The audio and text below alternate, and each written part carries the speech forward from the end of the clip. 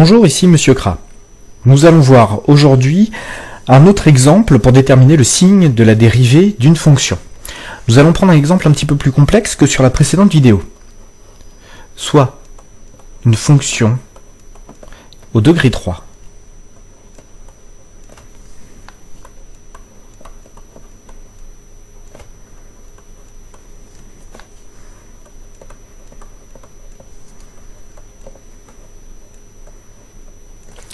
Et comme toujours, l'intervalle d'étude.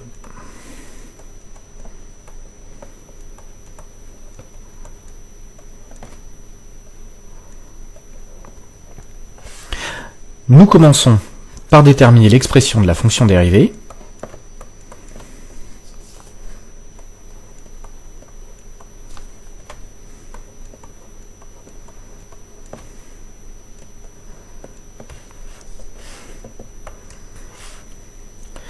Nous commençons par déterminer là où les valeurs pour laquelle la dérivée est égale à 0, ce qui revient à écrire l'équation du second degré, 3x au carré moins 5x moins 2 égale 0.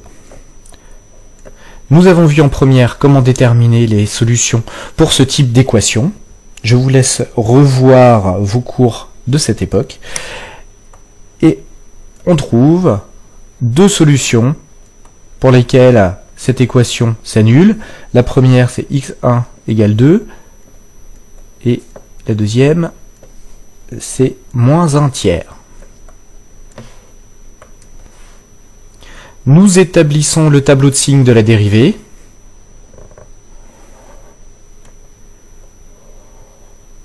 Sur lequel vous pourrez rajouter après la ligne pour la variation de la fonction.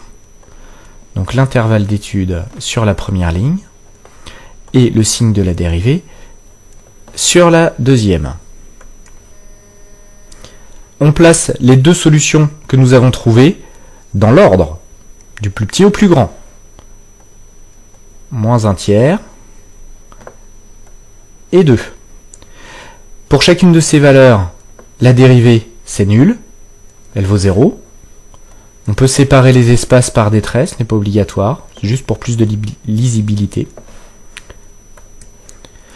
Mais comment déterminer une inéquation du second degré? Nous n'allons pas le faire, nous allons juste utiliser la propriété pour laquelle la fonction est du signe du coefficient devant le x carré à l'extérieur des solutions. Les solutions c'est 2 et moins 1 tiers. Donc 3 est un nombre positif. À l'extérieur des solutions, la dérivée sera positive.